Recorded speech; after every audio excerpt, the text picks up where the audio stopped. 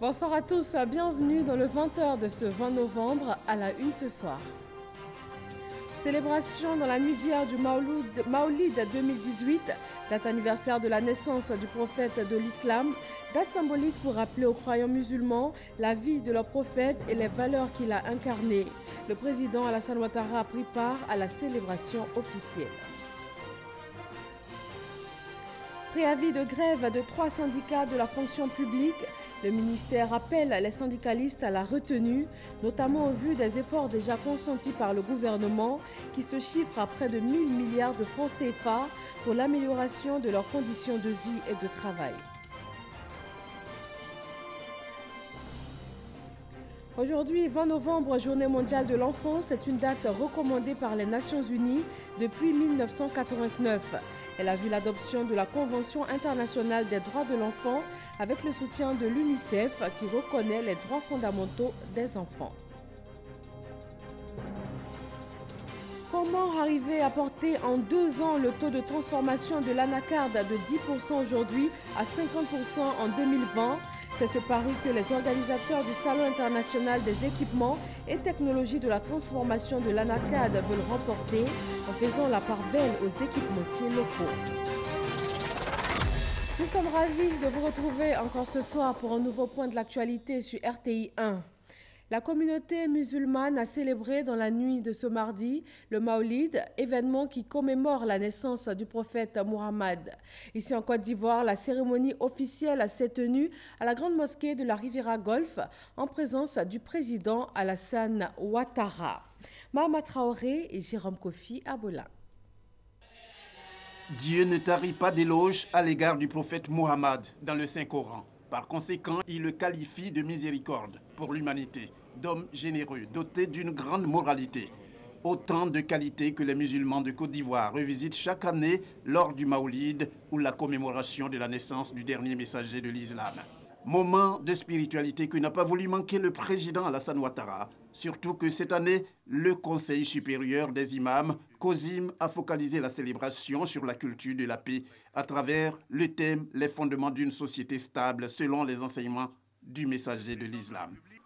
Le messager, outre la paix, instauré à rechercher et cultiver des valeurs qui ont servi de fondement pour construire et consolider la stabilité de son pouvoir. Ce sont entre autres la foi et la crainte de Dieu, l'humilité et la sagesse, la justice et l'équité, la tolérance et le pardon, la sincérité et la franchise, le respect et la considération de l'autre, la fraternité et la solidarité. Le président du COSIM, Cheikh Bouakari Fofana, invite pour sa part les croyants musulmans à s'inspirer des valeurs de paix incarnées par le prophète Mohammed. À tout point de vue, le messager d'Allah sallallahu alayhi wa sallam est et demeure le modèle le plus parfait et le meilleur exemple à suivre. En tout cas, le musulman qui aspire à devenir un Ivoirien nouveau se doit de s'en inspirer. Tous les ingrédients individuels et collectifs s'y conjuguent de façon harmonieuse et conduisent vers une véritable réforme de l'individu et partant de la société tout entière. Au nom du chef de l'État, le ministre de l'Intérieur et de la Sécurité a remercié le COSIM pour ses multiples initiatives visant à consolider la cohésion sociale.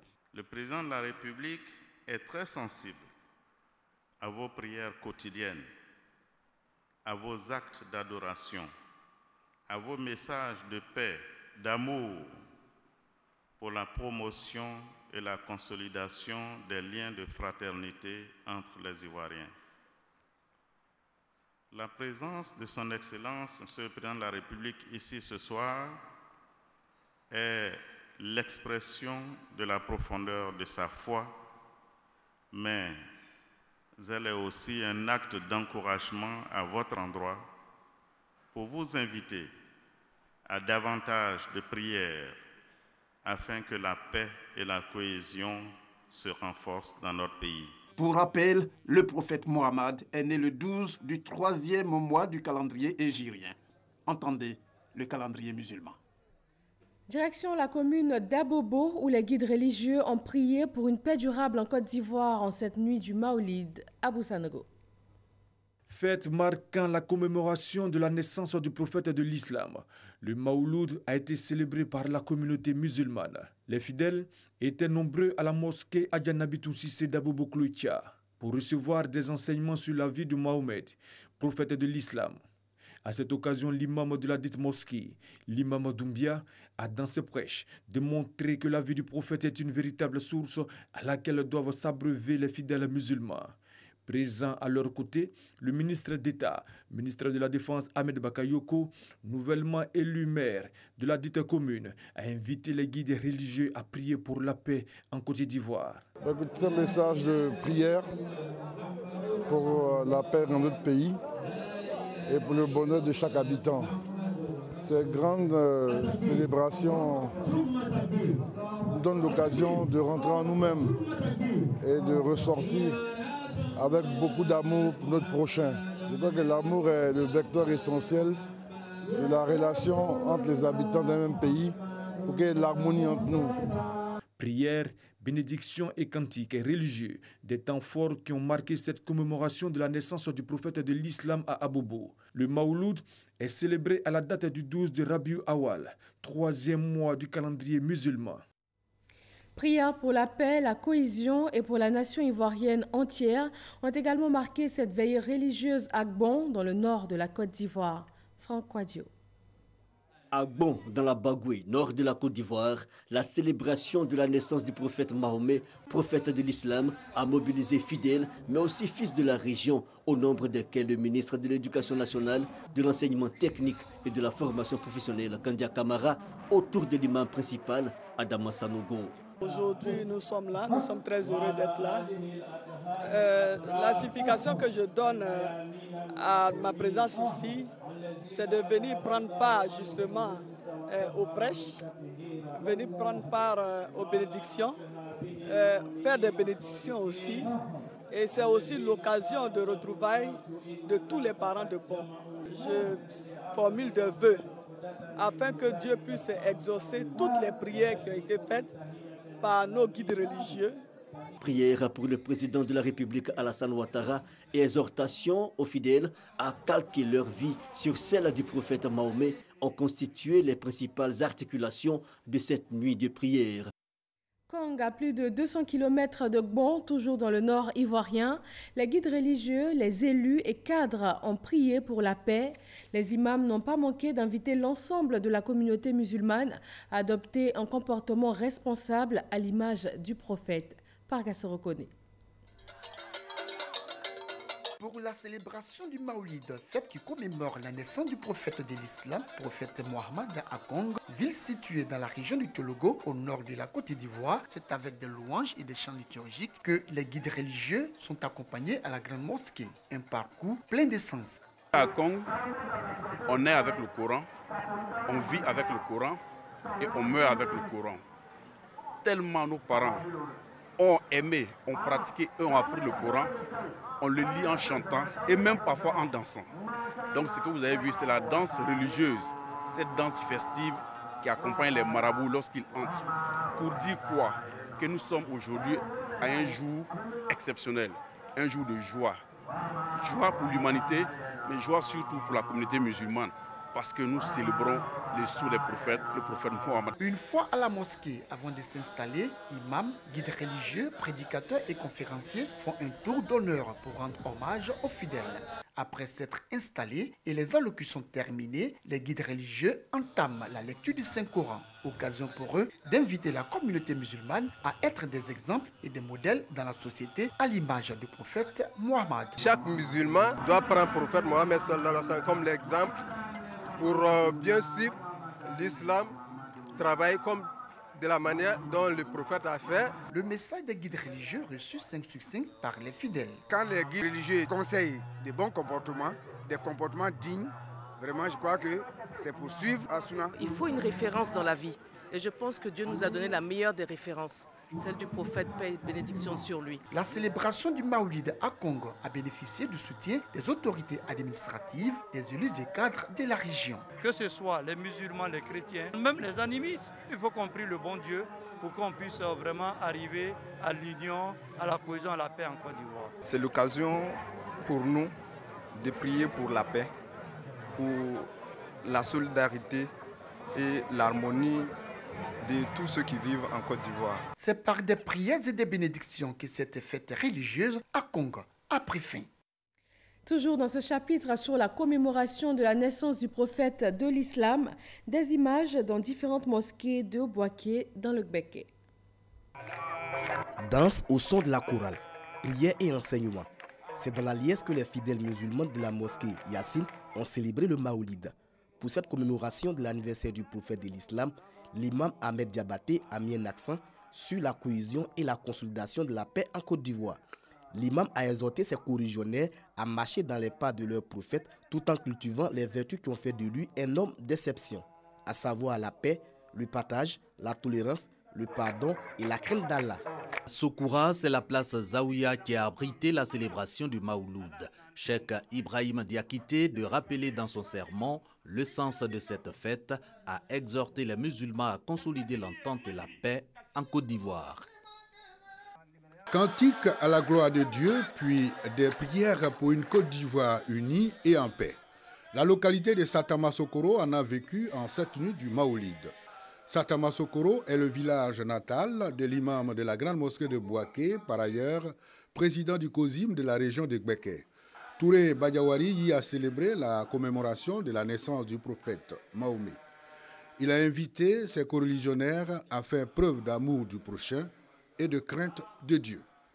À Odiéné également, la prière et la dévotion ont prévalu en cette célébration du Maoulid. Les prêches ont principalement porté sur l'importance de la charité dans la société. Les croyants ont été exhortés à se rapprocher davantage de Dieu et à être solidaires. Amadou Ouattara. Mosquée centrale d'Odiéné. La célébration du Maoulid est un cadre pour les guides religieux de rappeler aux fidèles les atouts de l'islam, religion de paix, de tolérance et d'amour. Un exposé l'importance de la bienfaisance dans la société, développé par Oustaz Baboua Savané. Des bénédictions pour le renforcement de la cohésion sociale et la paix ont été également au cœur de cette nuit de prière et d'adoration. Notre prophète, c'est l'être le plus parfait que Dieu a pu envoyer sur terre. Célébrer sa naissance, c'est avec beaucoup d'émotion que nous le faisons et c'est aussi avec beaucoup de joie. Parce que tout musulman qui aspire à être un bon musulman, disons, doit s'inspirer de la vie du prophète. Le prophète Mohammed alayhi salatu wa salam, qui est une lumière pour l'humanité et qui nous permet, nous tous, d'être un facteur de rassemblement aujourd'hui pour tous les filles et fils du Kabadougou et du district du Denguélé pour vraiment communier ensemble dans la paix. J'ai prié pour que toute la Côte d'Ivoire entière, tous les Ivoiriens, quelle que soit leur obédience religieuse, quelle que soit l'ethnie, que tous les Ivoiriens vivent dans la paix, main dans la main, et que la Côte d'Ivoire reste le pays béni qu'il a toujours été.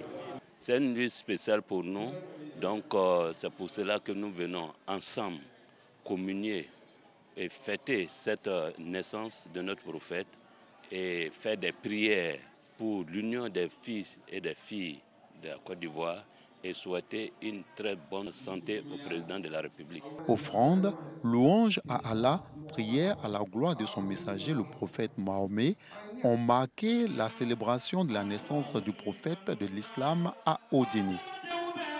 Ce 20 novembre, jour férié en Côte d'Ivoire, lendemain de la nuit du Maoulid, est aussi marqué par la Journée mondiale de l'enfance.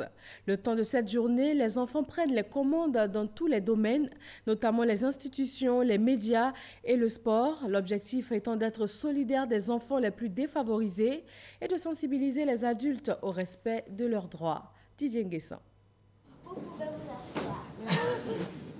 Marie-Adèle Kouassi, ministre de la Communication et des Médias, convoque les dirigeants de structures sous sa tutelle. À ses côtés, les membres de son cabinet. Cet élève de CM2 à l'EPP à Bobo-Doumé Lagune 1 prend les commandes du ministère de la Communication et des Médias à l'occasion de la Journée mondiale de l'enfance célébrée chaque 20 novembre. À cette date, le monde entier commémore l'anniversaire de la Convention relative aux droits de l'enfant. L'UNICEF, le Fonds des Nations Unies pour l'enfance, demande aux adultes d'être solidaires envers les enfants les plus vulnérables en les laissant prendre les commandes des médias, du sport, du divertissement et même du gouvernement. Un exercice qui ravit la ministre de circonstances. Je suis très heureuse d'avoir participé à la réunion des membres du cabinet. Après mes études, je voudrais être ministre de la Justice. J'ai été fort impressionné par son intelligence et surtout déjà pour son jeune âge, sa vision par rapport à ce qu'elle veut être. Ceci est très encourageant par rapport à ce que nous espérons de notre jeunesse, parce que c'est cette jeunesse-là qui sera aux commandes de notre pays dans quelques années. Et c'est véritablement l'ambition du président de la République d'offrir à toutes ces jeunesses ivoiriennes, la plus petite jusqu'à la plus grande, toutes les opportunités d'expression et d'éclosion pour que, bien sûr, ils jouent leur partition. Comme Marie-Adèle, d'autres enfants ont dirigé des institutions comme l'Assemblée nationale et se sont fait entendre sur les ondes de radio avec leur propre production. Le projet Je reportais on peut dire qu'il a ouvert mon esprit. Et puis aussi m'a permis de côtoyer des personnalités. Je peux m'exprimer librement devant un grand public, sans crainte.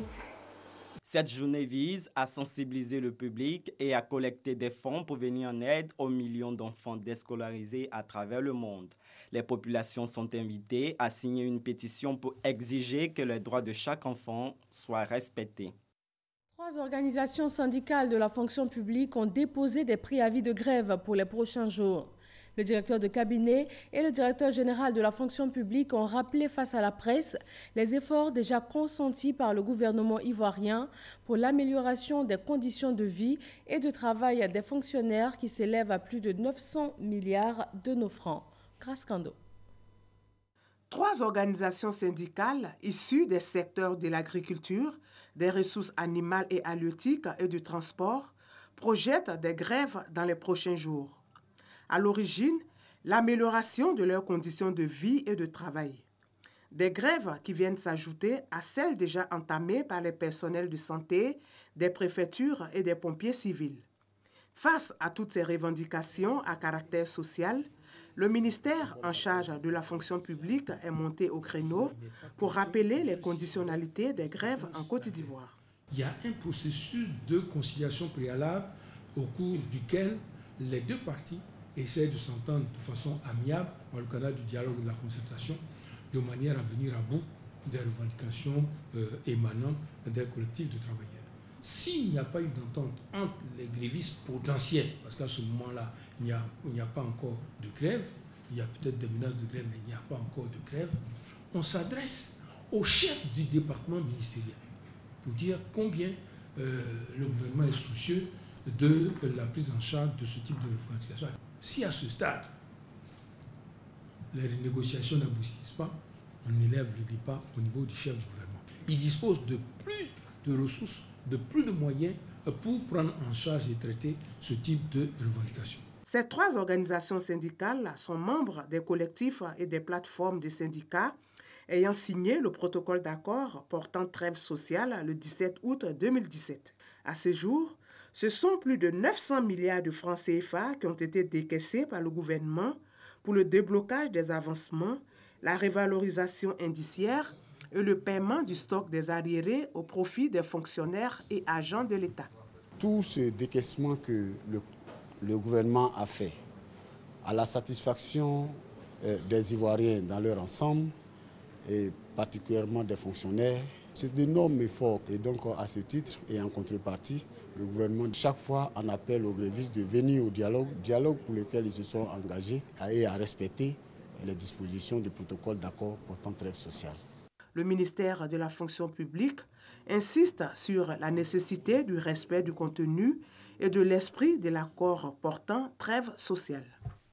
Après 3 éditions du Salon international des équipements et technologies de la transformation de l'ANACAD, les organisateurs ont décidé de faire la promotion des équipementiers locaux afin de relever le défi de la transformation. L'objectif est de porter en 2 ans le taux de la transformation de 10% aujourd'hui à 50% en 2020. Mais ces équipementiers locaux peuvent-ils concevoir des machines à la hauteur des attentes des 17 zones de production de la Côte d'Ivoire? Des réponses dans EcoPlus, le dossier économie signé ce soir Noël Niagno.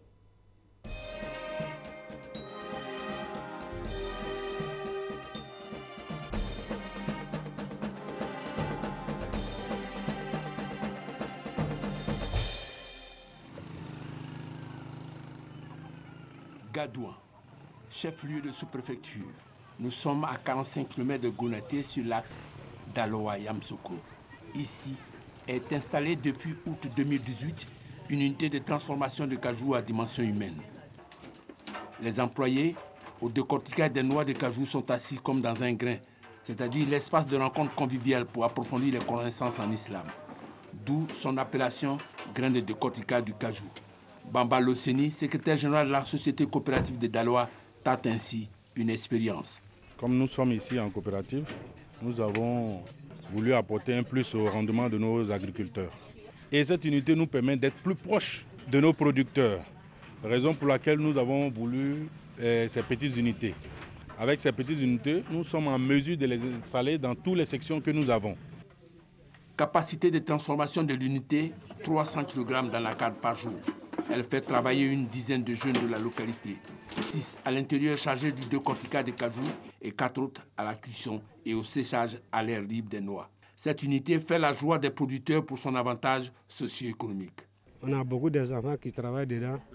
Les enfants travaillent la journée, à peu près 10 personnes qui travaillent la journée. Et puis 8 travaillent la nuit jusqu'à 23 h. Et puis on descend, matin on reprend à 6 h du matin. Quelqu'un qui veut apprendre à décortiquer ces petits équipements, après 3 jours maximum, il maîtrise. Et sa capacité peut passer de 30 kg par jour jusqu'à 50 kg, voire même 80, c'est-à-dire un sac de 80 kg. Et ça, c'est un avantage.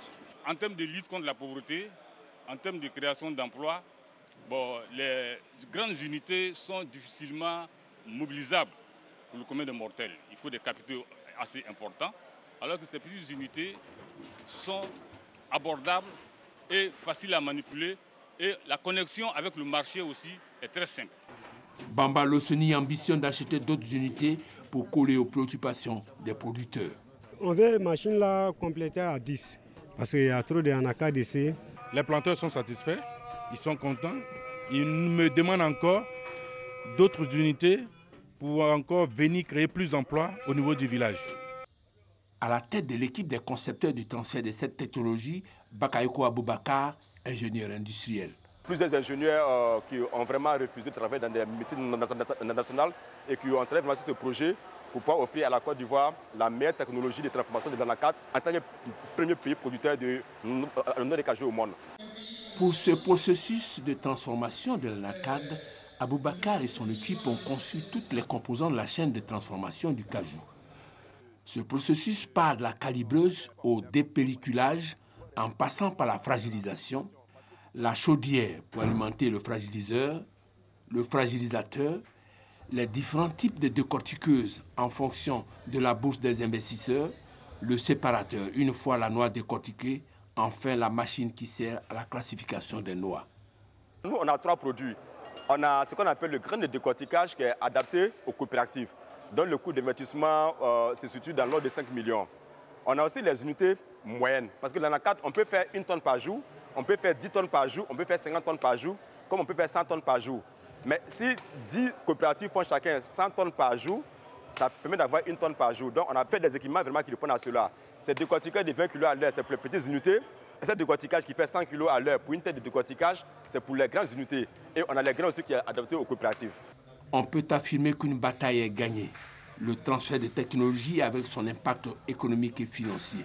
Le vrai problème que nous avons dans le secteur, c'est vraiment les pièces détachées et les réparations des machines. En plus des coûts qui sont élevés quand ça vient de l'extérieur compte tenu des droits et TVA acquittés à l'entrée, Aujourd'hui, si c'est fait localement, nous n'aurons pas vraiment les frais de transport et autres, et ça va nous revenir nettement moins cher. Et nous aurons les réparateurs sur place, nous aurons les pièces détachées sur place, ce qui n'est pas le cas quand ça vient de l'extérieur, où il faut payer d'abord avant que ça ne vienne.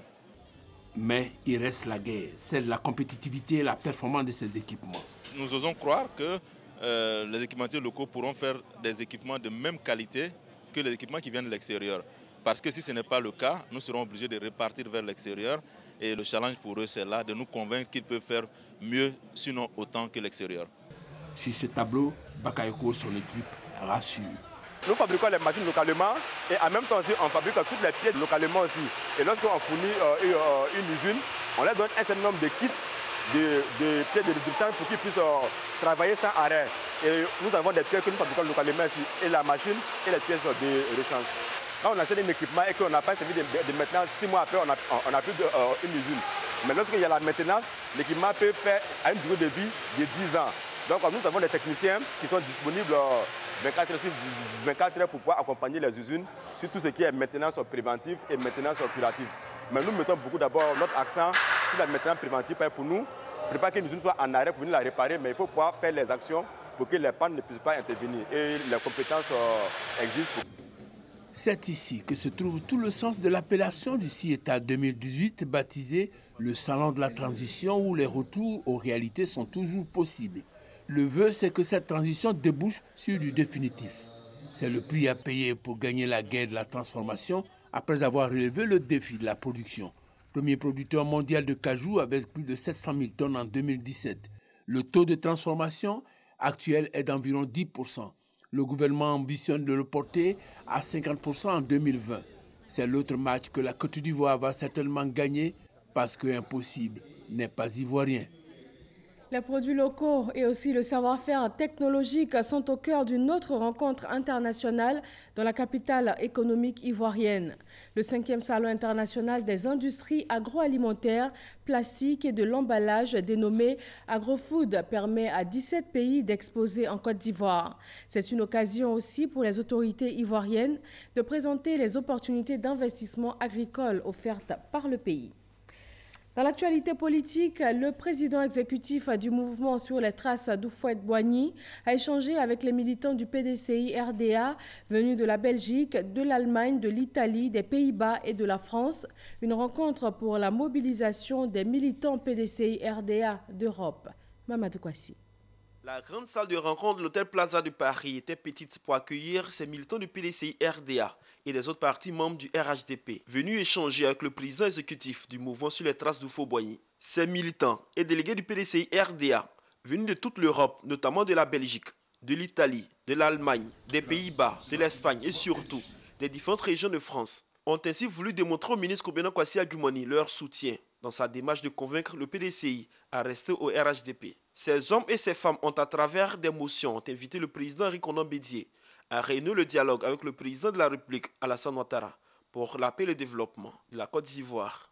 Le ministre Kobena Kwasi Adjumani, pour cette première sortie en Europe de son mouvement. Le président exécutif du mouvement sur les traces d'Houphouët-Boigny a invité les militants du RHDP, surtout ceux du PDCI, à soutenir davantage le président de la République, Alassane Ouattara, pour une Côte d'Ivoire prospère et développée dans un climat de paix. C'est dire que nous partons édifiés.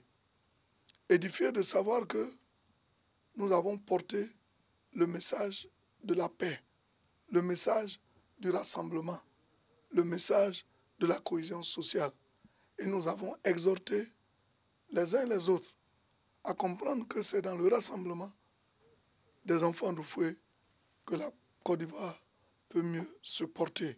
Message bien apprécié par les délégués du PDCI-RDA qui s'engagent à être des ambassadeurs auprès de leurs militants afin de faire triompher davantage le dialogue et la paix en Côte d'Ivoire. Je suis très content du ministre Adjumani parce que dans une très belle démarche.